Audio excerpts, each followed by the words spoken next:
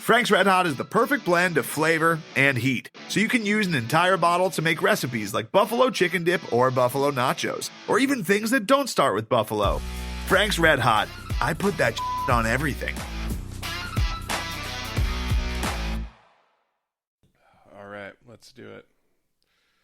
I think I have a song. I'm just going to wing it. I already pushed record. Let's roll with it then. Maybe I'll edit it out. Maybe I won't. Hey, Craig. I wish I was a little bit more athletic because I'm pretty tall, but basketball's about to start, so this is fucking great. All right. All right. Y'all remember Skilo? I do.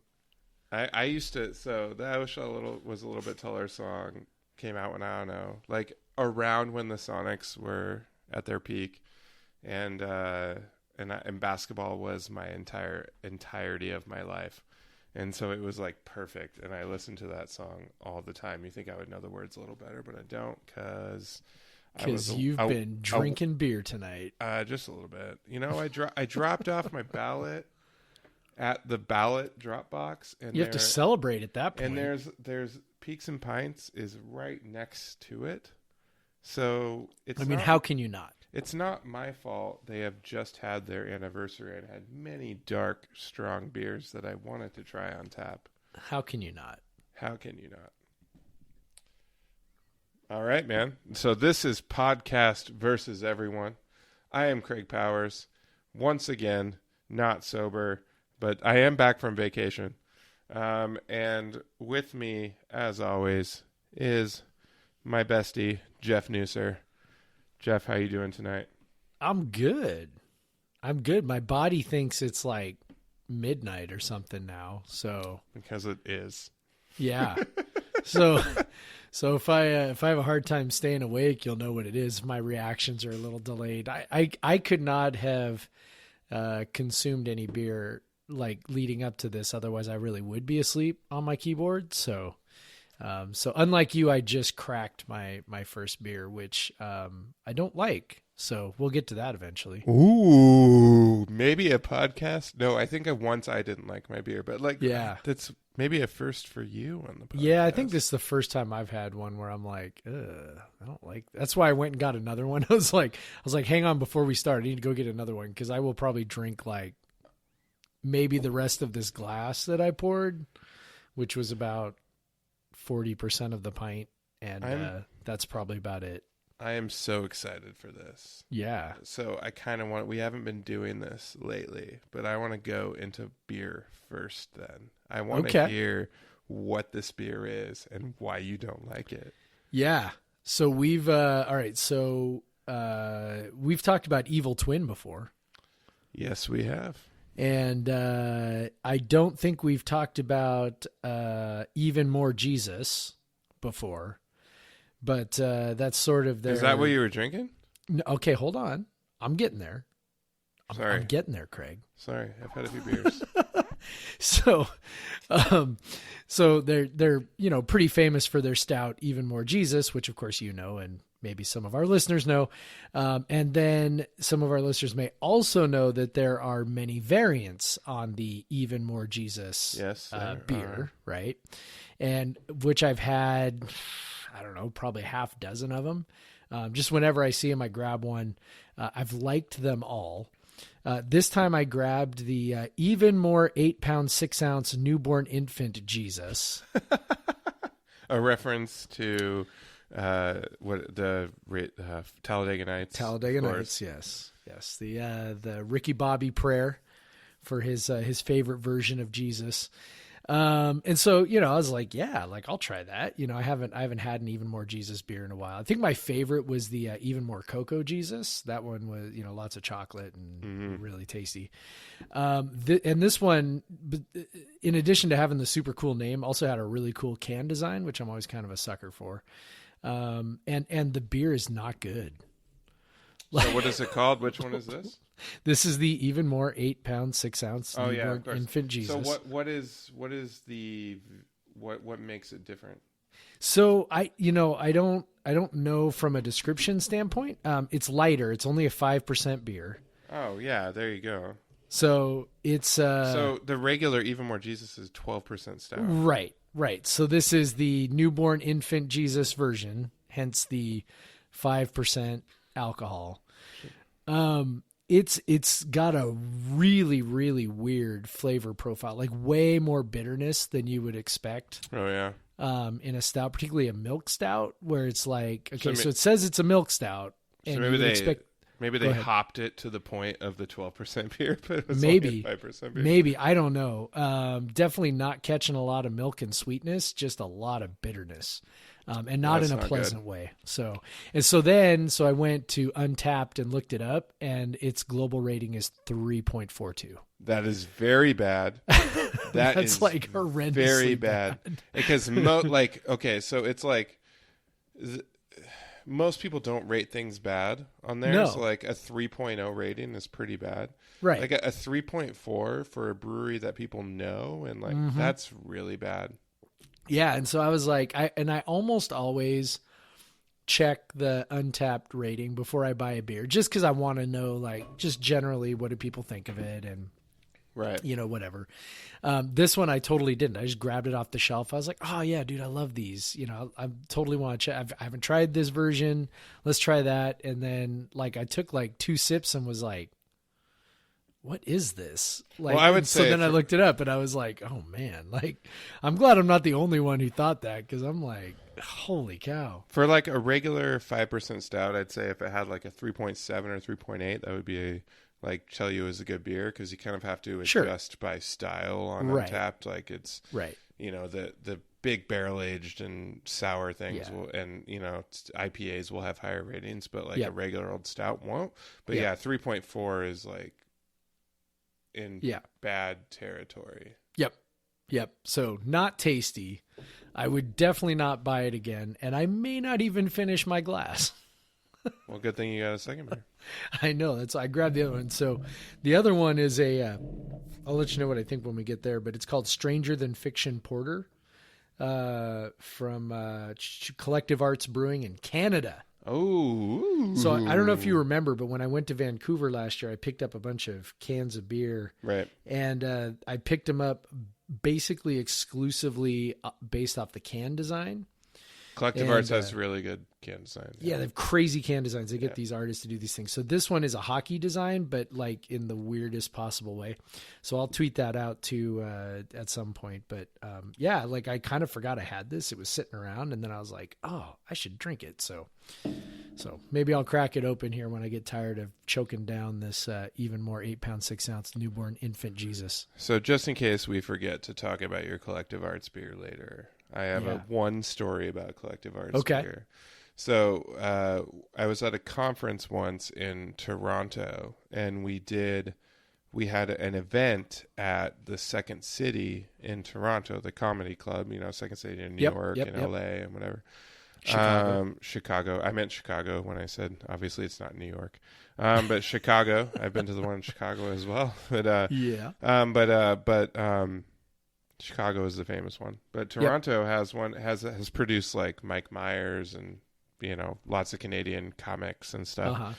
So, but we had an event there, and all the beer they had was like, and my friend ran the event, and she is a nerd like me, and she was like, I'm not craft beer and all that stuff.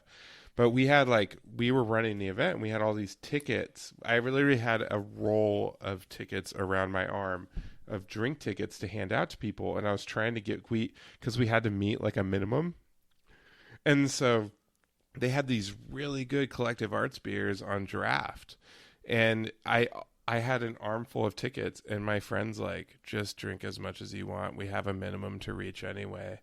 And so I was just like drinking so much of these like really good Collective Arts, like IPAs and stuff.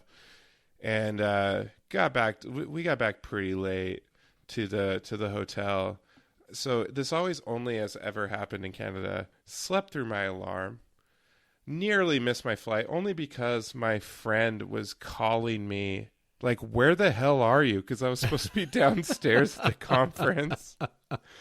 I literally like woke up like 2.5 hours before my flight. And I had to like pack and like collect myself and like it because of this damn like unlimited collective arts beer at Second City Toronto that I had. That's hilarious. So yeah, that was my main. So I've definitely had more collective arts beers than I've checked into on Untapped, but I didn't have. You still service remember which then. ones? Yeah, I don't remember which ones they were. But yeah, I'm starting to see their beer actually in the U.S. a little bit now. So I think they're growing a bit. But yeah, definitely you can see them in Vancouver when I've been up there at the beer bars and stuff. They have tons of collective and their can arts designs are unbelievably cool. And also, so a lot of the Canadian breweries, man, you go to like a bottle shop there, and it's just like brightly colored, and it's kind of like when you're in Chicago, it's the same way. Like it's like crazy brightly colored cans everywhere, and you're like, I don't know which one to pick. They all look so pretty. Yeah, that's why I use Untapped. But anyway, so what am I drinking? What are you drinking? So I have had many dark beers tonight. Yes. I had Black Butte 31, which is quite tasty. I had Blackberry Cobbler Monsters Park from Modern Times. It's barrel aged stout with like blackberry and cinnamon and vanilla. It was delicious. I also had Fort George Matryoshka Coconut, which is a barrel aged Russian Imperial stout with coconut. So when I got home, I have one Fort George can in my fridge, and it's called Fort George Cathedral Tree, and it is a barrel fermented Pilsner. Oh, that's crazy. So an oak, so it's fermented not like in a bourbon barrel or anything, but like a clean oak barrel. Okay. It's fermented in. So like probably it's a foeder, like a larger format thing. So like a larger oak thing. Maybe like a Chardonnay type. Yes, exactly. Type flavor. Well, it probably, if it had held Chardonnay at one point, enough stuff has been aged in there so that it doesn't have that kind. But I see what you mean by that. Yeah, the oakiness. Right, the yes, of oakiness, course. yeah. So these are kind of like what I think is gonna be the next hotness is like this. Well, not like commercially, but like with beer nerds, is these barrel fermented pilsners. And it's funny, like I have this super beer nerd friend who I was picking up. I was picking up some of my beers at DeGard, and I picked up some for him. And I dropped off the beers for him, like, and he wasn't home in Seattle, and I dropped him off at his porch, and I slid one of these cans in because I know he's like all about the pillies now, and he's like. He sends me a message and he like goes on Instagram. He's like, best what it's like proxy ever, like, because I dropped off like one can of like oak fermented Pilsner I got from Fort George for like $3 like, into the thing amongst all the like really fancy like DeGard beers and like DeGard like sour beers, and he was most excited about that one. But yeah, this is extremely tasty. You get the Pilsner, but like you get like the sharpness of the Pilsner, but the oak just adds this like whole nother layer of aroma and taste, and I've been on these oak pilsners for a couple years now, and I've been waiting for them to come. I know Matchless Pat, their head brewer, was looking at doing that when they opened. I haven't seen a lot from them. I've seen some from them in that regard, but I know he wanted to set up a foeder in their cold room so they could ferment, because obviously you have to ferment pilsners at like 40 degrees. But so, he wanted to set up but that's what you got to do with something like that. You're going to set up a big oak vat in your cold room so you can ferment. And Fort George, obviously, they're big enough. They have the capacity to do that. And I love that they're doing something like that. It's called Cathedral Tree. Has a really cool can. It's kind of, I don't know how to describe it. It's kind of like this kind of Russian vibe to it. I don't really know, but it's really cool. I picked this up actually a while ago. I've been holding on this can for a while, and I've been planning to drink it on this podcast, and I have unleashed it. And so nice. So drink, if you see an oak fermented, barrel fermented Pilsner, do it. It's fantastic. Different just an entirely different experience. This Cathedral Tree is an excellent version of it. They're doing them on the Northeast, Hill Farmstead, Suarez, who used to work at Hill Farmstead. They're doing a ton of them. But I think we're going to start seeing Holy Mountain. I'm sure eventually we'll start making them because they have the oak and they love making pilsners. But I'm sure you'll start seeing more of these come out because the breweries have the oak vessel, the vessages to age stuff in, and they love making pilsners, and people are starting to buy pilsners, so it's worth the while. So yeah, Cathedral Tree, Fort George, excellent. Drink nice. It if you can find it. If they do it again, I don't know if they still make it. I don't know. But yeah, so barrel fermented pilsners, I'm all on it. I will drink every single one I see from this point on. I just don't see them very often, so that's why I've been saving this can for so long, because it's like a taste that I don't know if I'll get again soon. But yeah, so all right, dude, let's maybe how far are we into this thing? Yeah, like 15 minutes. Let's just dig into some basketball. Let's go for it. Like there was no football.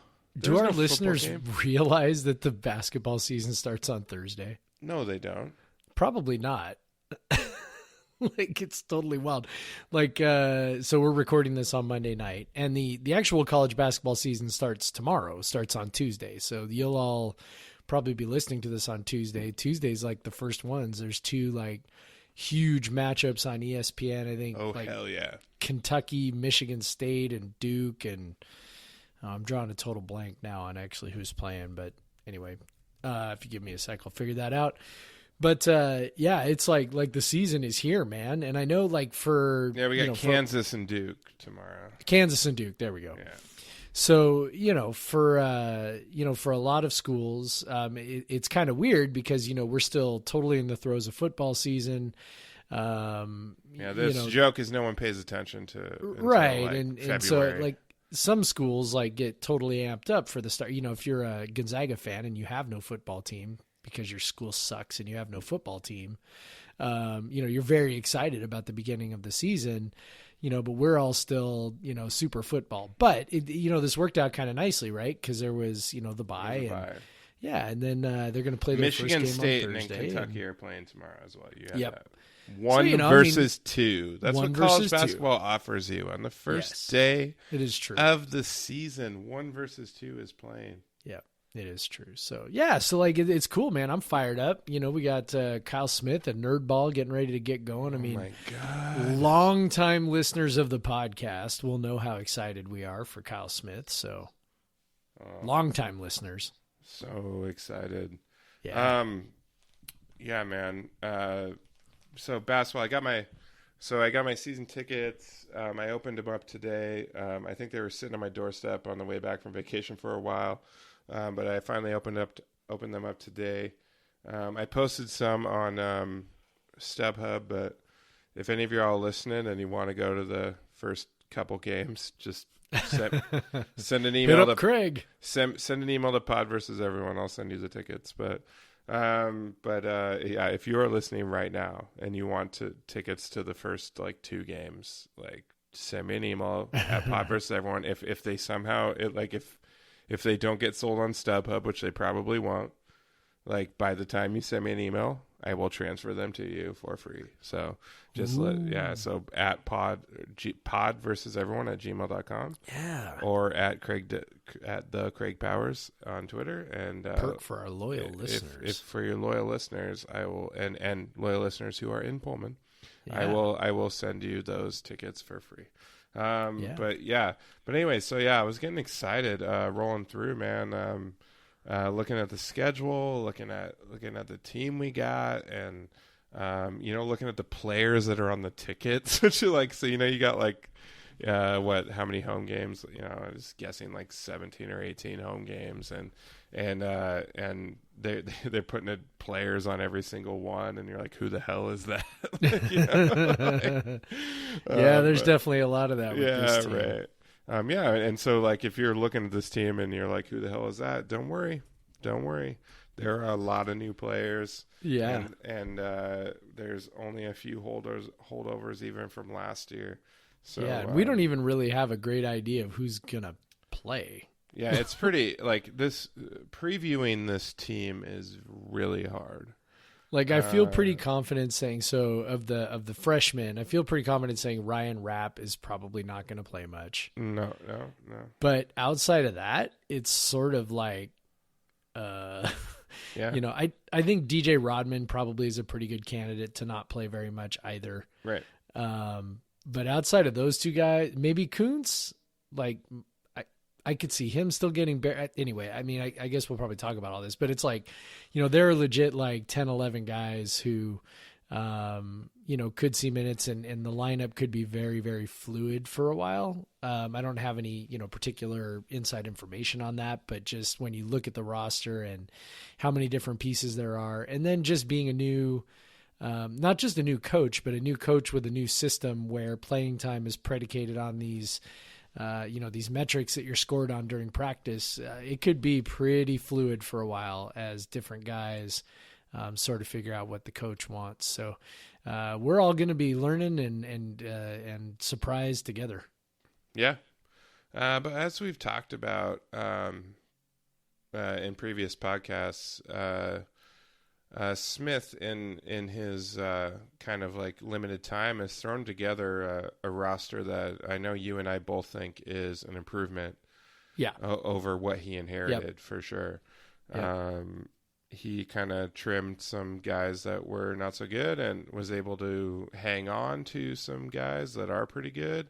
Primarily, obviously, CJ Ellaby, Marvin Cannon, who we thought for sure was going to leave. And I thought, even though he has his limitations, but getting, having Jeff Pollard, just that body in there was important to hang on to.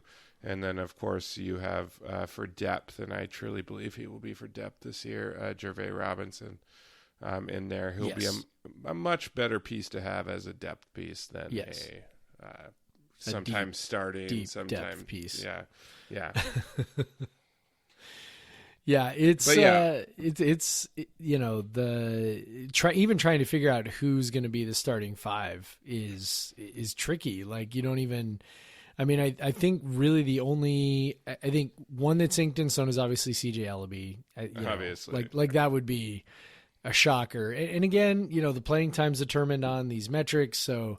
There could be a shocker in there, but you wouldn't think so. Given especially that Ellaby's skill set is pretty much right up Smith's alley. I think another guy right up any coach's alley. But of course, Smith's alley, of course. Yeah, but I think we're already seeing the kind of guy that Smith wants. Based off the guys that he's brought in, and while Ellaby is very, very good. Just the broad skill set you see lots of, even the guys that he's recruited, and not just in that first class where you're kind of throwing stuff together, but I'm talking the couple of guys in the 2020 class, particularly the guard that they got. He wasn't real highly recruited. He's not a big time scorer at the high school level. He's not a big time rebounder. He's not a big time assist guy, but he kind of does all of them. Does a bunch of things. Yeah, he does them all competently. He's got a nice frame.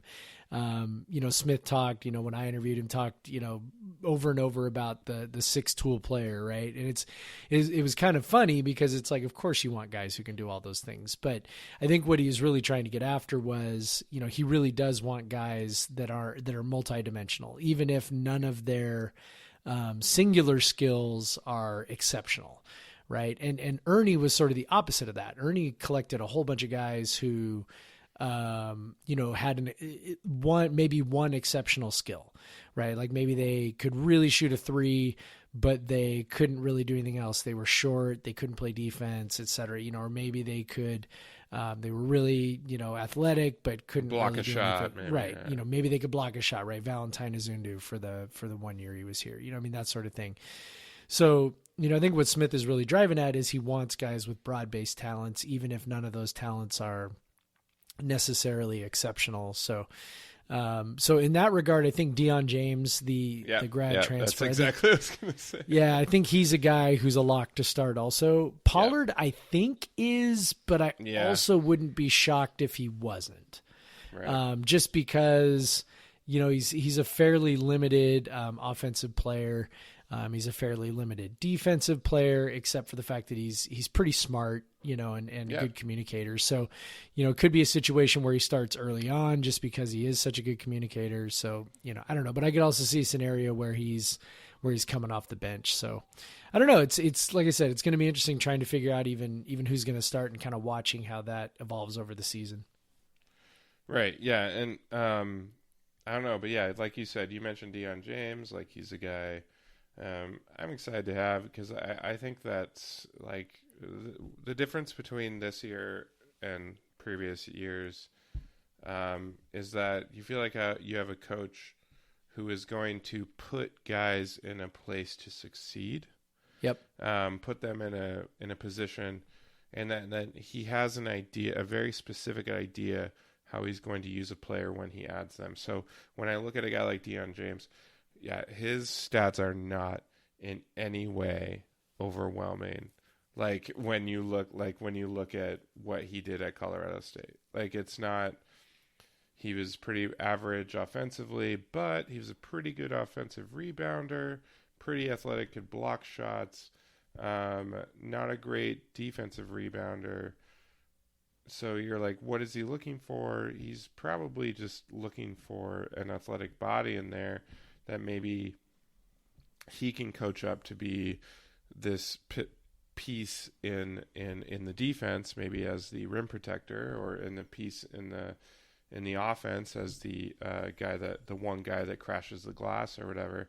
I don't know, like because the thing is, like the funny thing about this coach that we have is, now you have a guy that's looking at the same stuff that you and I have been looking at for a decade. For a decade, right? He's looking at offensive rebounding percentage. He's looking at block percentage. Like he's obviously probably has a little more tape to look at than we do, but he is kind of setting a baseline with the same stats that you and I set a baseline with, and so it's easier for us especially when he brings in a transfer, to kind of assess a guy, and even with the current players on the WC roster, to assess how he might use them based on how he has used players in the past and what have you. Because you look at a guy, you look at a guy at his last stop, Ferrari, like he looked like a guy that was like not worthwhile in any way, right? And he turned him into, like, he was able to use them as like. Well, they actually re-recruited him. They re-recruited him. Like he had left the program, and they were like, "Hey, let's," Smith was like, "Hey, man, we got to get this guy back on board." And their numbers guys were saying, well, because if you look at, that's the funny thing is, like, he was so bad in his first year, and it's usually that's a pretty good predictor of what a guy is capable of. People will talk themselves into anything, and they'll be like, "Oh, well, he could develop. You never know." And it's like, nah, we have piles of data that suggests that. He's highly, highly unlikely to develop into anything useful. But there's always the outlier, and Ferrari turned into that outlier. And, Smith looks like he's a pretty good judge of talent. Well, yeah, that's what makes you confident. Because obviously our last coach didn't seem to be that at all. And we've trying to move past piling on, but it's just, it's refreshing to have a guy that you can, and we'll talk about, let's just move into this. So he's a very good, he seems to be a very good evaluator of talent, because honestly, like the two places he's coached so far, he's basically brought those teams to greater seasons than they've ever had in decades. Yep. Like at Columbia and at San Francisco.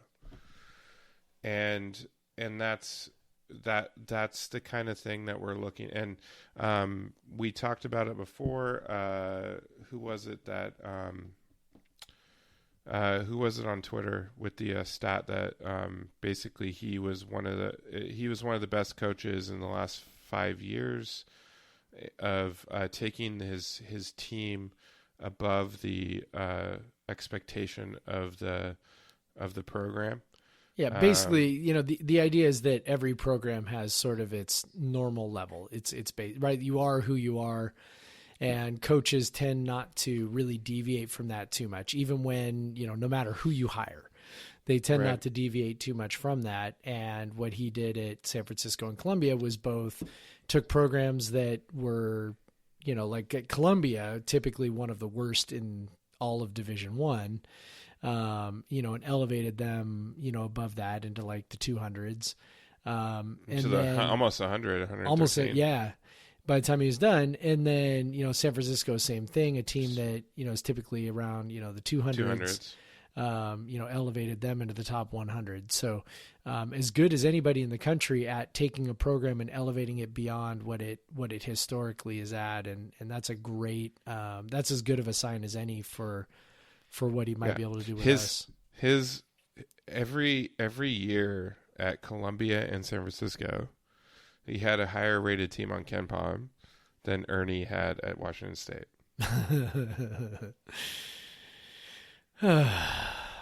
So I can't wait till this season actually starts, and then we can just be like, and Ken Bones. We don't have to talk about same Ernie anymore. Same as Ken Bones' last team. But I'm just saying the expectation. This guy is someone that evaluates talent and also uses his talent well. And you don't necessarily need to expect a slow tempo. Like I think he'll probably slow the tempo down more like he did at Columbia than he did at San Francisco. Just because of the talent disparity you probably have compared to the rest of the conference. And I think there's a chance it gets like maybe really slow during conference play. Yes. I think non-conference play, maybe not so much. Yeah. He definitely sped up a little bit at San Francisco. But some of that was Frankie Ferrari. Yeah, exactly. When you have a superlative offensive player, which, I mean, he might in CJ LB, but I think he'll still play pretty slow. I think we'll be 300 plus in tempo. And I think they're also going to be very simple on offense. I think that's a high likelihood. Very simple on offense they've said it over and over and over again. Their number one priority is to fix the defense. And, fixing a defense is really one of the easiest things you can do. Well, we saw it when Dick Bennett came here. Yeah. You get them organized, you get them playing with effort, and you can, when you're on offense, you can't always control if the shots go in, but if you're on defense, you can control your organization and your effort. And that's where all the emphasis is going to be. So, and that sounds great because we've been very used to some very bad defense. Yeah. And so that's why you and I both. I expect. So KenPom has WSU for the 2020 prediction after they finished 207 last year at 163. I'm not sure what went into that, especially considering we lost Robert Franks. I'm not sure I don't know how much he factors in the coach or anything. Yeah, I got to imagine some of that's the coach. I don't know how much, but yeah. So they're up to 163, but I honestly I wouldn't be surprised if Kyle Smith this year takes them from a 207 to like a 110, 115 range, just because of his focus on defense, and historically that's where you can make really big improvements. And given that WSU, he does have athletes better than has had in his other stops, and he's made similar improvements at his other stops. I expect him to make that sort of jump this year. And that kind of, I expect us to kind of land in that 110, 115, which would be a dramatic improvement in terms of competitiveness and wins in Pac-12, where it's just not a very good conference again this year. Yeah, we are really. I was initially a little bit surprised by the 5-13 prediction for conference play, because the conference is, pretty bad. Yeah. But if you do get to that 110 range, that becomes more of an 8 8 and 10. Yes, that's that. Yeah. It's more of an 8 and 10, more of a 7-11 kind of, Dick Bennett first season kind of deal where you turn it around immediately. So they could, do that. Non-conference play it's a little interesting in that there's not, there's no real heavyweights on the schedule, at least in terms of name recognition, but they do have some tricky games. The first couple right are off the not, bat. yeah, neither one of those are a soft landing. Seattle, well-coached team, Jim Hayford, they beat us last year, in a tremendously ugly game. While Robert Franks was out with an injury. This time Seattle's coming to Pullman, so that's good. I mean, that's obviously beneficial. But then Santa Clara, Santa Clara's a pretty good team. At Santa Clara. Yeah, and we got to go there after losing to them in Spokane last year. And Ken Palm only gives us a 28% chance to win. Yeah, and that's, Santa Clara ranked 122 preseason by Ken Palm. So, and these things Seattle can be, 133. So yeah, and it's WSU's 163. So yeah. And, the preseason projections can be, a little whatever. I mean, basketball, absolutely. Lots of player movement, there's all that kind of stuff in there that makes it hard to figure out sometimes how good a team is going to be from one year to the next. But I think there's a sense that both Seattle and Santa Clara are on an upswing. Like we said, Seattle's well coached.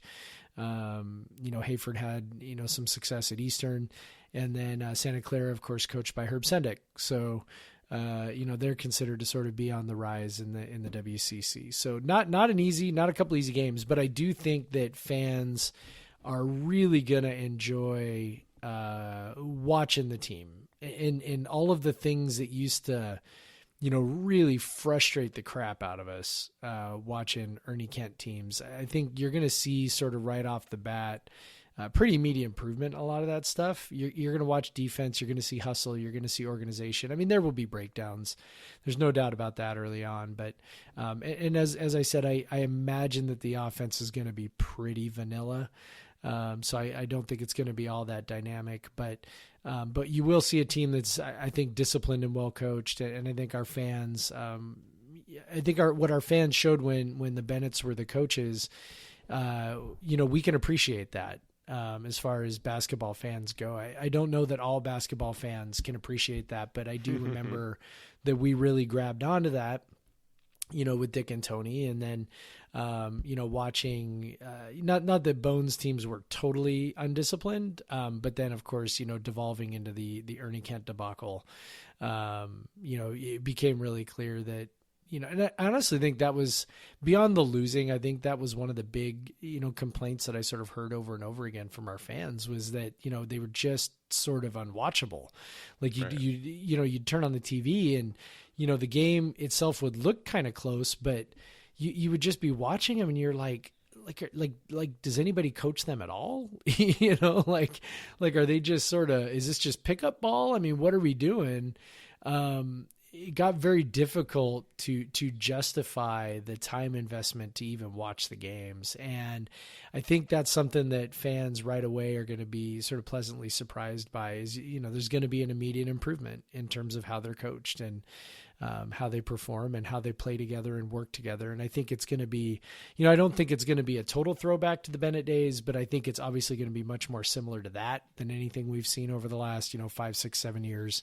And I think that's really going to resonate. So I hope people, find their way to, Pac-12 networks on Thursday and take in that first game. Cause I'm certainly interested to see how it goes, see who starts, see who gets the minutes, kind of see philosophy wise what they're trying to do. And again, against a team that, is not going to be a walkover at all, against a team that is definitely going to be a little bit of a challenge. Right. Yeah. Don't I know the Seattle Santa Clara, the first two games don't sound very good, but they don't, but they are. If they get W's in both these games, I think you should be. That'd very be really encouraged. Awesome. So yeah, KenPom has WSU 72-71 so this is basically a coin toss in the first game. Definitely a heavy underdog in the numbers eyes, but again, like we said, this stuff's kind of fluid, it's hard to predict the roster. But yeah, you should be very encouraged if WSU wins these first 2 games. If WSU wins them by like double digits, then be very, very encouraged. But again, like, this is new. They're trying to come together. They're learning a new system. So if they come out and don't look that great, like, I don't know. Like, these are games that they could lose on paper very easily. So I'm just gonna say, don't freak out. If that happens, there's definitely room for improvement. But also I'm super stoked for it to start, because I kind of don't think they're gonna lose at least the first one, and I think they're gonna. And Kyle Smith knows Santa Clara and Herb Sundig very well, does. so that should be a fun one, which we'll probably have to find on an internet stream somewhere. But I think the WCC has they've got like a streaming network. Yeah, they've got like a streaming network that's at readily accessible to everybody. Yeah, you don't have to pay like probably $7. It's not like when we play at Idaho and you have to pay like $8 to watch one game or whatever. Pay $10 to watch one game. Yeah. I can't promise that they're going to win both the games. I can't promise that they're going to even win one of them. But like I said, I can promise that they will be better coached. And if nothing else, they really they ought to at least be interesting. I always maintain that the greatest sin of any sports team is to not be interesting. Like, even if you're losing, like Cougar football right now is a perfect example of that. Not that they're losing a whole bunch, because they're not. I mean, they're 4-4 and whatever. Like, it's lately they've been losing. Yes, but they're still 4-4. We're not talking Paul Wolf levels of losing or whatever. But the reality is, as long as you're interesting, you can sort of get by. And outside of the UCLA game, there's been some frustrating losses, but at least they're interesting. The offense is good. The defense is, it's, you're always trying to figure out how they're going to puke up the game. And it's just like a really fun exercise. Right. But, I think Jeff, this basketball team, it's late. They'll do it late. Yeah. I think you're going to find that with the basketball team too, is that, they're certainly not going to be, high flying like the football offense or anything like that. But, I don't think they'll be as dull or as boring as what we came to expect from Ernie Kent teams. Yeah, I think at the very least they'll be interesting. We're going to have a coach that is very thoughtful in his approach, very analytical in his approach. Yeah. And you can just kind of be assured that everything that is happening, every player that is being used, there's a lot of thought going into that, and I think it'll show itself. And I'm so damn excited. I bought 2 season tickets, and I'm probably going to go to like maybe 3 or 4 games. I don't care. Like, I feel like I had to show my support in some way. Yeah. And so I was really excited, and I love it. I'm stoked for Cougar basketball again. I think that good times are ahead of us. I think there'll be significant improvement this season overall in competitiveness and just ability, like, what do you say, like, ability to watch, like, watchability. There you go. They would just make that word. It's definitely going to be different. Yeah, for sure. Yeah. All right, man. Like, basketball. Woo. Basketball, dude. I don't know if y'all know, you got a couple basketball nerds on this podcast. So yeah, like football was definitely our sort of our second thought on most things. Which we didn't realize the football team would get good, and we had to. I know we had to hire other people to do that. When I first started writing about Cougar sports, I only wrote about basketball because what was it called? WSU and all that Hoops blog. What was it? Yeah, it was very creative. WSU Hoops. That was it. Like I said, very creative. The precursor to Cougs Center. Yeah. And at Cougs Center, it was like, hey, Grady Clapp, my original partner. I was like, hey, you write about football, I'll write about basketball, okay? And then Grady was super into basketball too. So yeah. And then that all changed. And so here we are. Yeah. Now, like, we're really excited to usher y'all into this analytical. We've been doing this for years. Yeah. So like if you're like a newbie to the whole like analytics, whatever, like come with us. Just come with us. We'll explain it. I promise. We won't get too well. We'll probably get pretty deep into the weeds, but we'll try to explain it, as we do, and help you understand what the coaches are seeing, because we see it too. Yeah, I'm excited. I'm excited to have a coach that thinks like I do, and it's amazing. Yeah, it's so nice. All right, should we take a break? Let's take a break.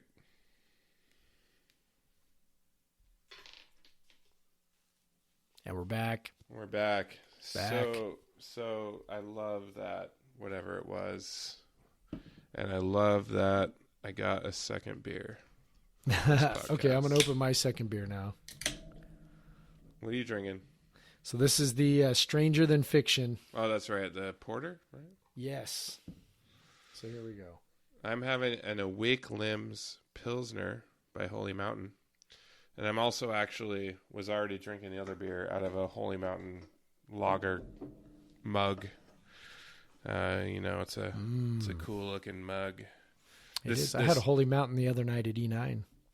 Yeah, which one? I had the Demon Teller. Demon Teller, the Saison. Which is what they always have on they tap always there. Have it. So they always have that one. yeah, it's the only time I get it. I love it.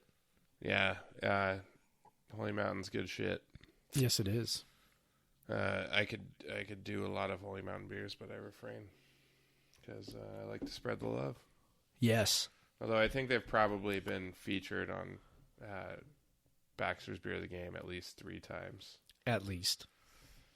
All right. Yeah. So given enough time for y'all to get back from and we don't even have we don't even really have any football to talk about. Like nothing, like no defensive coordinators quit. Like nothing really happened. I guess like the one little piece of news that came out today was Theo reporting that Jameer Calvin is going to redshirt, which I mean, at this point, there's only 4 games left in the season. So yeah, with the new even rules, if he played in every game, he would still redshirt. So he could play 70 snaps in every game, and he could still redshirt.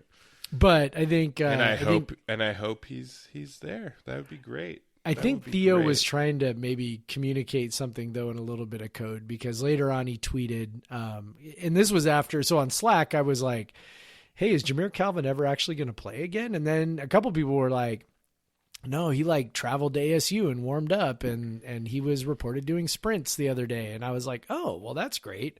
But then Theo later tweeted like, hey, I walked by him on campus the other day, and that guy is not playing football anytime soon. And I was like, oh, well, that's sad.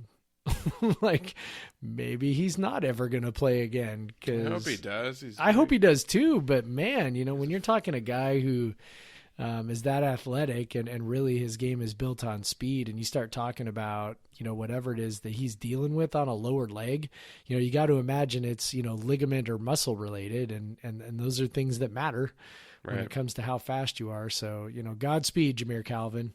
We'd like to have you back. I like watching you. Yeah, you're fast and good at catching footballs. Yeah. But other than that, I don't think there was really. I don't know. Dom Civil still isn't playing, but again, this is not news. So yeah. Whatever. We'll see what happens with that eventually. Not really much else going on with the football team. Just getting ready for the cow bullshit, and we'll talk plenty about that on Friday. Yeah, Friday. We'll get into the cow bullshit on Friday. I don't want to talk about it. I'm in a happy place right now. Nah, we're in a happy place. What else is happy? Aron Baynes is happy. You want to talk about some Aron Baynes? Oh, yeah. Since we're talking about happy basketball things? Yeah. Y'all remember Aron Baynes? Yeah. From the good years. Yeah. Like the bear who had a pimple on his ass. Man, what a guy! Was left WSU, played internationally, made his way to the Australian national team. Yep. Showed out in the 2012 Olympics. Yep. Basically earned an NBA spot with the Spurs because of that. Pretty much. And has basically had a slow rise. Like he's played with the Spurs, with the Pistons, with the Celtics, and now with the Suns. What is he, 33 now? I think he's 1 year younger than me. Yeah. And he's having one of the most efficient seasons in the NBA through, I mean, given it's 6 games, but he is destroying it. And the Suns are... And you know why? You know why he's efficient suddenly? Hitting them threes. Because he's hitting threes. Aron Baynes is averaging 2 3-pointers made a game. Aron Baynes is... He's shooting 46% from 3. 46% from 3. And it looks as terrible as you would imagine. Oh, like, absolutely. But it's going awful. in. It's crazy pants, man. It's absolutely bonkers what he's doing. It's incredible. I think Aron Baynes is proof that literally anyone could shoot threes if they wanted to. If you practice them enough. If you practice it literally becomes somewhat like shooting free throws. Because you're shooting from the same distance over and over again. We saw Baynes become a really good free throw shooter by the time he left WSU from a not good free after throw starting shooter. out as a really bad one. And he became a very good free throw shooter. So we know that he's a guy that's going to work on his game. He's going to improve. Yeah. And so basically he's kind of forced himself into the starting lineup with the Suns. Well, and what's crazy is so he had his 2 years in Boston and Boston fans really liked him. So he re-ups with Boston and then pretty much within a week gets traded to Phoenix. Yeah. And of course a team that everybody assumes is pretty terrible, right? I mean, they've got Devin Booker, who's obviously a real nice player, but there's just this thought that, Phoenix is still sort of in rebuild mode. And so Baynes ended up there and you think, oh man, that sucks for him. And, he goes from, potentially an Eastern Conference contender to a Western Conference, trash team. And then all of a sudden he's starting, he's averaging 15 points a game, 5.7 rebounds, 3.2 assists, and wait for it, 4.3 personal fouls. And that's why he doesn't play. That's why he doesn't That's play why he's more only minutes. playing 23 minutes a game. Yeah. And the Suns are 5-2. And you know what? And the Suns just beat the 76ers tonight. Aaron still has not actually ever fouled anybody. He's never committed a foul. It's so great though. I love it. In a year when we don't have we don't have any Clay to watch. To have Aron Baynes showing out like this is pretty fantastic. Yeah. And Aron Baynes, by the way, so I don't know if we've ever talked about this on the pod, but Aron Baynes, owner of the best unofficial fan club Twitter account. Oh yeah, you gotta do this. Let me find its. Yeah, so I'll explain. So while Craig's looking up the actual Twitter handle, if you don't follow the Aron Baynes unofficial just at fan Baynes club, fan club, at Baynes fan club, BAYNES for those who don't know how to spell his last name. Who don't know how to spell his Baynes name. fan club. But it's hilarious because it's just this unrelenting worship of Aron Baynes and his screens and his box outs and just everything else that, it's great Aron Baynes is good at. Aron Baynes is pretty much regarded as maybe the best, if not the best, ball screener in the NBA. Yeah, and no one's surprised by that. Dude has always been a brick wall. Yeah, I mean he's a 280-pound, 7-foot tall Australian. He is just a wall of muscle, and he always and since he's been basically a junior at WSU, that's what he's been. Yep. It's super fun to watch him succeed. And just the 3-point shot is, I can't talk about it enough because it looks like every time he shoots one, you're just like, there's no way. And he's hitting he's hitting 46% of his threes. Right? I know. It's absolutely insane. He's stretching the floor. No, Jeff, he is. So he's what did you say? 2 made threes? He is 2 made threes a game. No. 3.1 made threes a game on 6.7 attempts. What am I looking at then? Oh, maybe you're, I'm looking at Basketball Reference. Yeah. Yeah, what are you looking at? 2 threes, 4.3 attempts a game. I don't know. I'm looking at something else then. I don't know. Maybe you're looking at the per 48.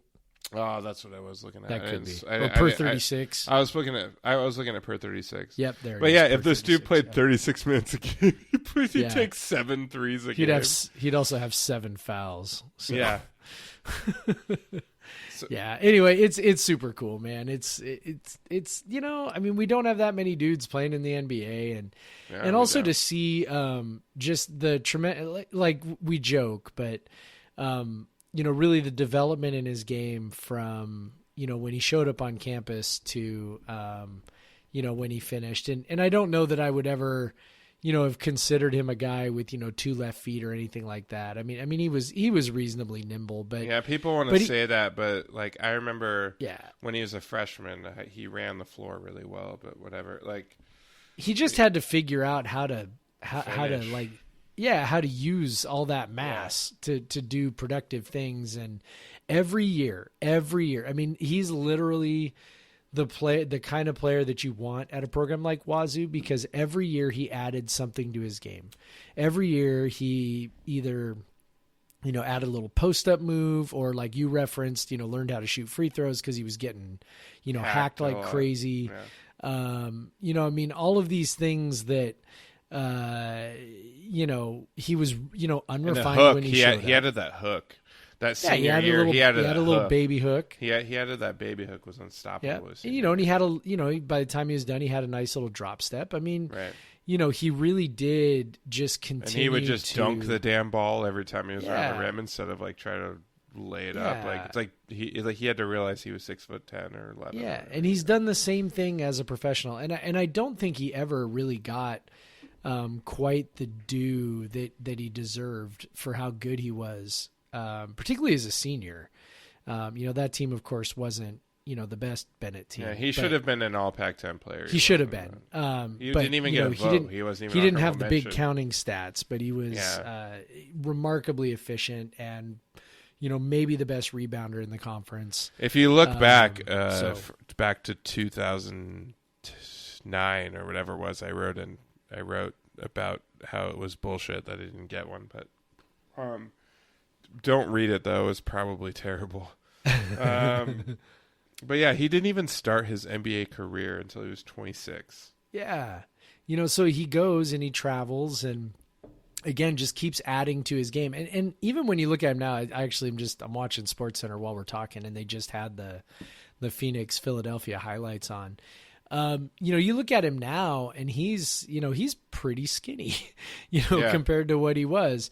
Particularly like, in college, he's really just sort of remade himself and added something and developed. And it really is, it's a really cool story. It's a super cool story for a guy who, I don't know that I ever looked at in college and thought, yeah, that guy's totally athletic enough to play in the NBA. Right. Now, to be fair, I also said that about Klay Thompson. Not that I ever thought he wouldn't play in the NBA, but just like I underestimated his athleticism. So maybe it's just. Well, I don't think. Maybe it's just something about playing at Wazoo, but. I don't think any of us thought that Klay would turn into what he has turned into. But I think, again, I may have underestimated, and, Baynes, same deal. Like, I probably underestimated a little bit, and, I don't think you expect guys to keep developing the way he has. And, to even at 33, be developing in a way that he's continuing to add a thing, now he can shoot threes. Like what? Like, and he dabbled in it last year, just a little bit. He hit a few threes, particularly in the second half of the season. Right. Maybe took 1 to 2 a game. I think he hit some in the playoffs. Yeah, and he hit some in the playoffs, and it was like, oh, isn't that cute? Aaron Baynes is shooting threes. It was now it's like joke. You're like, holy shit, he's shooting 4 threes a game now. Like, yeah, it's nuts and very, very cool. So. Yeah, I mean, it's awesome. He's one of my all-time favorite players at WSU. And I met his parents. I met his parents at I went to the UW game his senior year. Yeah. And met his parents on the way out of the gym, and they were very nice and not very tall. That was sort of weird. Like, Dad was like 5'10". I'm like, what the hell happened here? Anyway, it was cool. I was like, they were wearing Aaron Baynes jerseys, and I went, are you related to Aaron Baynes? Because I'm an idiot. And I was like, they were like, yeah, and I can't do an Australian accent, so I'm not going to try. But anyway. Oh, yeah, like, mate. Yeah, that's our son. I was like, oh, I love your son. One of those really stupid things you say when you're like, I don't know what to say right now. He's amazing. Like, I love your son. He's so great. Like, I don't know. It was very awkward because I'm a very awkward individual. If you want to hear an even better interaction with a relative of a player, go listen to the last episode of the Cougar Football Saturday Cast.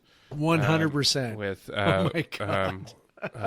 Jeff's interaction with Jeff O'Neill's interaction with Aaron Gordon's brother. So No, please go listen to that. And yeah, the only way I could have made that interaction with Aaron Baynes' family better is if I had said, "No, I'm pretty sure that his parents would be taller," and then they would have been like, "No, really, we're his parents." "No, I'm pretty sure he's pretty tall." Shout out to Jeff. Good job, man. Buddy. Good job, man. Good job.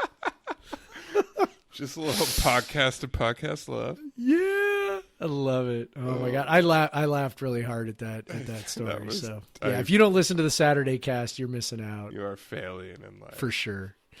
Let's see what else we're missing out on. Oh, Jake Eason is missing out on starts apparently, according to Brock Heward. Well, Jeff, he's only started 20 times. He's only started 20 games. That's just not enough. All right, so what we're referring to is a Brock Heward tweet from yesterday, I think. So, from Sunday, and Brock was kind of offering up his thoughts on Washington, and if any of you watched the Washington game against Utah, it actually was pretty. Well, the result was awesome. Like the game itself was awesome. Brock, and I'm not like a Brock hater. Like I think he's a genuinely nice dude. I think he's pretty good at. And I think he's good, and he's more than fair to Wazoo when he talks about the Cougs. So like what I'm about to say has nothing to do with any of that. It's just that he's a Husky, and that's gonna show through. Like when he's covering the Huskies, no matter how hard he tries, and even during the game, he was again like he is with Wazoo. He was really effusive in his praise of Utah. Like he was, Utah's great and Huntley's playing great, and like I mean he was. It wasn't like he was pumping up one team to the exclusion of another, so he wasn't doing that. But when it came to Washington, particularly when things started to go south for the Huskies, man, there was a lot of excuse making. Oh, there was a lot of excuse making. And that was after he spent the whole first half, slobbering over Eason, which was just sort of like unsightly and really obnoxious. We saw what Eason's like primary weakness is when he's pressured. And like if anybody's like within 2 yards of him, he freaks out. And Utah is better than any team in the pretty much everybody to like get pressuring the quarterback. So we saw him, over and over again. He has a great arm, and when he's got a clean pocket, he's as good as anyone. But definitely when he gets pressure, maybe not Jake Browning levels of collapse, but still just makes bad throws and he just like he'll fire when his pocket's clean, he'll fire darts.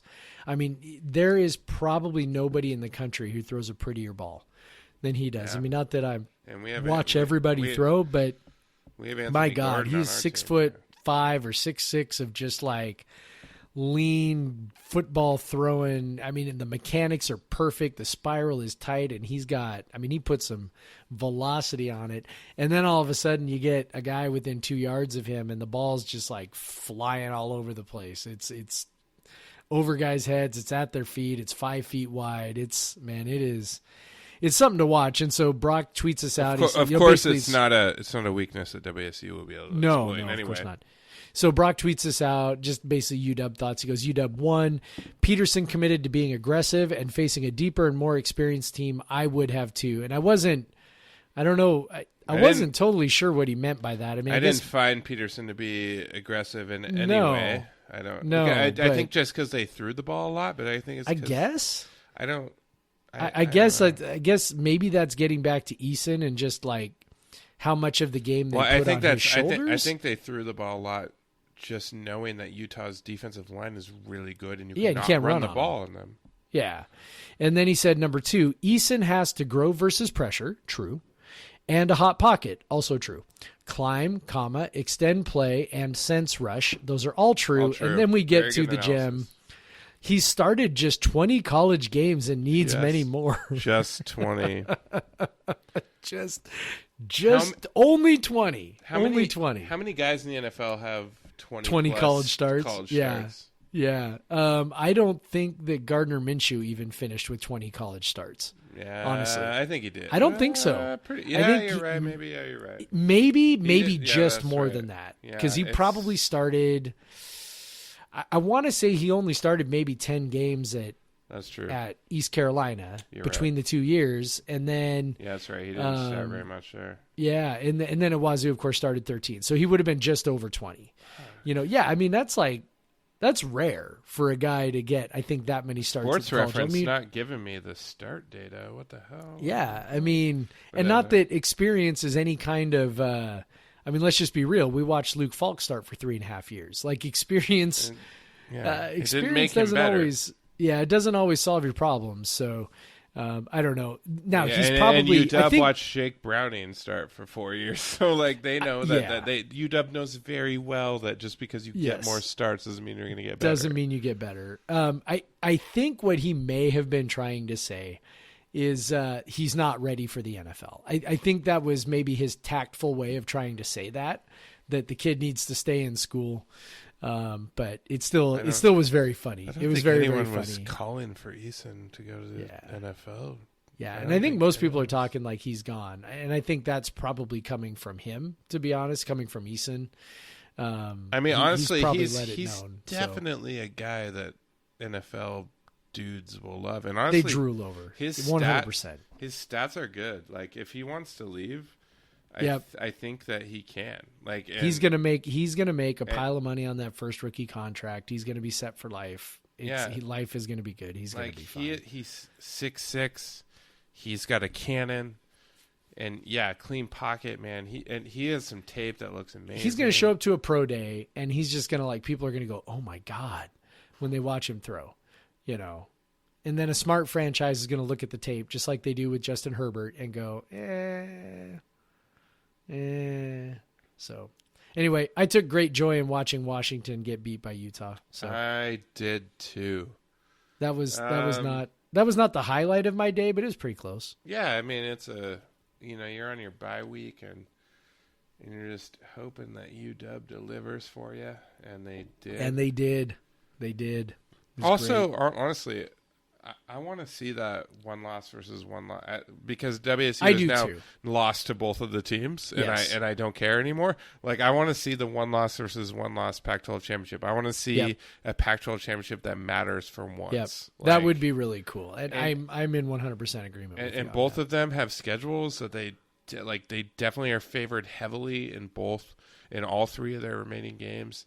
Like, come on, just do it, guys. Like, come on, Oregon. Oregon, Utah, win the rest of your games, see each other in the Pac-12 championship, make the Pac-12 championship matter for once. Maybe one of you get in the playoff. That'd be cool. Maybe Lee Corso will be right and Utah gets in the playoff, because honestly, if Oregon and Utah plays, I'd pick Utah by 2 touchdowns. Right now for sure. I know they had pretty similar results at UW, but and honestly, God knows how long Tyler Huntley can go. But and by the way, Tyler Huntley, what a baller. Like speaking of guys who got better every year. That even just early season last year, he was a disaster, and he has turned into. We were talking about who's the best quarterback in the Pac-12. We're pretty partial to Gordo. I want to say Gordo, but I mean, honestly, if it's not us, it's people are probably saying Tyler Huntley. No, I mean Huntley. Yeah, they're saying Huntley because he's the winner and all that stuff. So I get that. I mean, his ability to make plays with his legs, but he's doing that less. But what he can do with his arm now is. We saw before the Utah game, where they're really good on 3rd and long. They kept doing that against us. We saw against UW 3rd and longs. He was just finding people, making plays. What a quarterback! I hope he stays healthy for Utah this year, because I think it'd be fun to see the Pac-12 actually contend for a fucking playoff spot for once. I agree, and I think Utah has the kind of makeup that could actually give someone some trouble. Like, Yeah. you know, I mean, they got a defensive line. They've got a defensive line. They've got a bruising running back. They've got a hyper accurate quarterback. Both of those two guys need to stay. 74% of his passes. Both of those two guys need to stay. Yeah. The only thing that I think injury-free. the weakness that they've got that I think against a high level opponent could come back to bite them is, you know, their receivers are pretty pedestrian.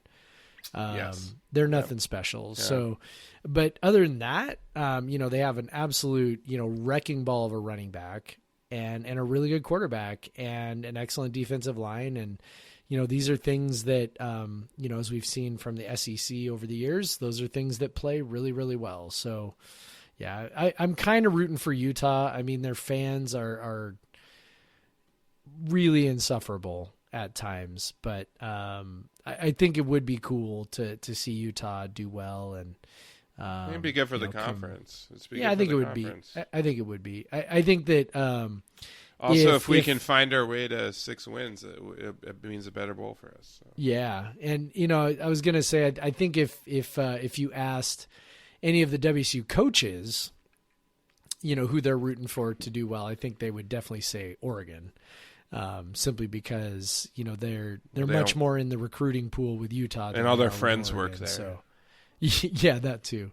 But you know, it is interesting when I listen to, I don't know if you listen to the Cougar football podcast with Chaz Now and Dave Emmerich and Jed Collins and Alex Brink. But one of the interesting things that Emmerich will sometimes talk about is like just how like how important certain things are to recruiting.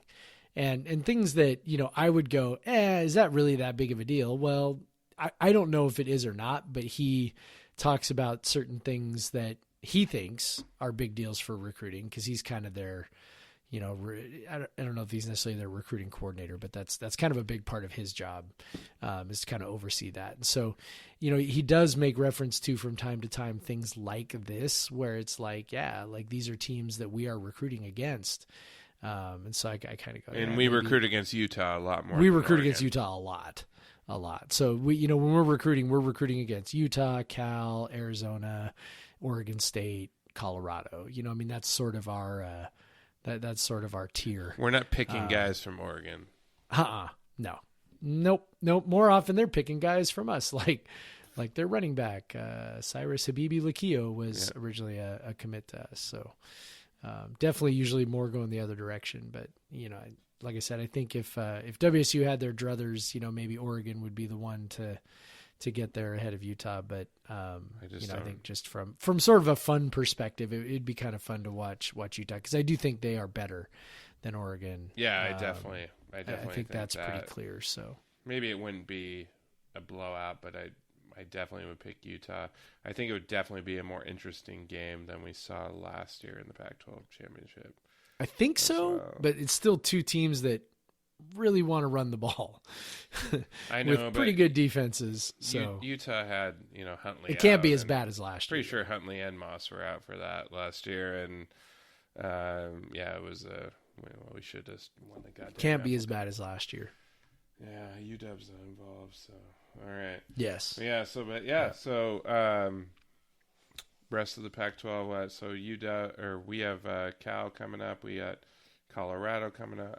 We have Stanford coming up. Stanford has KJ Costello back, so that sucks. They might be a little more formidable than we thought. And then Oregon State is now ranked number 59 in SP+. Yeah, how wild is that? That's crazy. After dropping 50 whatever on Arizona. Apparently Jonathan Smith is a pretty good coach. Yeah, good offensive coach anyway. Yeah. But yeah, they got some weapons there. Former WSU commit Isaiah Hodgins. Yeah. Playing wide receiver. He's a stud. Former WSU commits all over the place. I know. We have good talent evaluators on our staff. That's what it is. That's how we roll. Yeah. But yeah, so we got those next 3 games. But yeah, so I don't know, like it's pretty funny. I was looking at the selections for Stanford weekend. And now we're kind of in this spot where we're either going to be Pac-12 Network at 1:30 or 4:30 on FS1. But you looked at like at first blush, you're like, there's no good games in this. But then you're obviously like, Oregon and Utah are going to be the first two choices. Yeah. And then USC is going to be the third choice. USC Cal. And then Right. so that basically left Arizona and Oregon State or us and Stanford. And basically they're waiting to see who wins this weekend. So Right. if you want a 4:30 game next Saturday or on the 16th, the Cougs win will help that. If they lose, if you like those 1:30 starts, then you'll probably be in good shape if they lose. Yeah, and if you like Pac-12 network games, which everyone loves. Oh, yeah. All the people get to see those. You want some Ted Robinson, Yogi Roth action? Oh, definitely. Stanford WSU would be Ted Robinson, Yogi Roth, 100%. I mean, it could be worse. We could get Steve Levy and Brian Greasy. Ugh.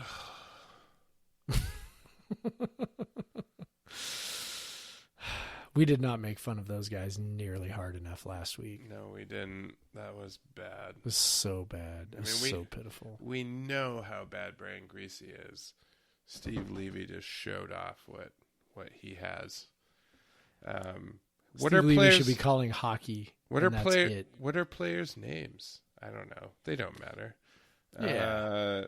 What are the rules of football? Who knows? I don't care. Who knows? Yeah. I don't know. Whatever. Whatever. You got anything else, man? No. Either. No, dude, just fired up for basketball. I'm super excited to talk both about a Cougar win over Cal next week and Cougar basketball playing their first game, and it's exciting. It's very super exciting. I mean, what are the odds that maybe both teams could be good at the same time? Low. I don't know. I don't know if Low. God will allow it. Yeah, I don't know. I'll say an extra prayer tonight after drinking even more 8-pound 6-ounce newborn infant Jesus. Well, I feel like the worst beer I've had in some time. But if you finish it, then your prayer will have more oomph behind it. Not worth it. Dude, it's bad. That was like a bad beer. Like, I can't believe they put that on a shelf. Bad. Well, you should go talk to Giuseppe yourself. Yeah, God. Be like, what are you doing? Was this like some kind of joke? Probably was. Bad. Probably was. That sounds like something they would do. Yeah. Just like here. We're just going to put this out here, and it's a total shitty beer. And Evil Twin did this will be funny. Did a collab with some brewery. I can't remember who the other brewery was, but they were like throwing Chick-fil-A nuggets into the beer. Oh my God. And so they made this like beer, but that would have like nothing like that.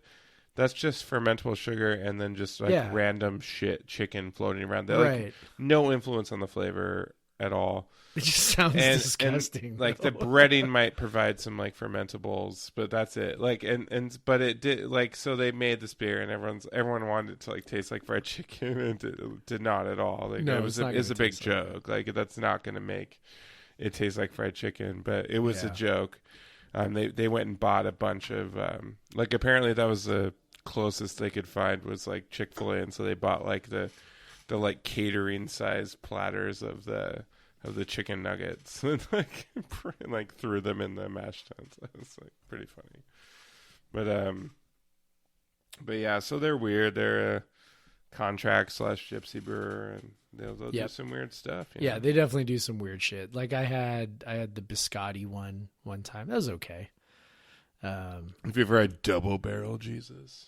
No. The barrel aged Evil Twin Jesus. Ooh, that sounds good. Double Barrel Jesus. Just an awesome name for a beer. Like yeah, indeed. Yeah. All right, man. By the way, quick update: Stranger Than Fiction was pretty good. Oh, nice. It's pretty chocolatey. So, which was a nice contrast to the previous beverage. So the Holy Mountain Lager was very good. Awake limbs, but also I've had it many times before, so I knew that was going to happen. I'm glad you like Stranger Than Fiction. So yeah, me too. If you're still, for some reason, listening at this point, then you definitely should subscribe. Like, why? Like, if you'll listen to just like talking about nothing. If then you're still listening, like you obviously want to subscribe. And also, if you're still listening, rate us 5 stars. And then give us a comment about how we talk about Chick-fil-A nuggets being thrown into beer. I don't know. Yeah. Like, I don't know. Like, we like when you give us comments. It's funny, especially when you pull quotes from the show and throw them in there. That makes me laugh. I agree. Not that Jeff and I are quotable, but maybe we are. Maybe. Just a little. You can make us quotable by quoting us. That's right. But yeah, so rate us 5 stars, subscribe to us. If you have any questions, comments, complaints, especially, at podcastversuseveryone@gmail.com or at podversuseveryone@twitter.com or at Craig or at the Craig Powers. Someday I will get my Twitter handle right. I don't even know what it is. At the Craig Powers on Twitter. Contact us. We'll answer your questions, comments, any of that. I have basketball tickets to give away. Yeah. So do that, man. All right. We good? Go Cougs. Go Cougs.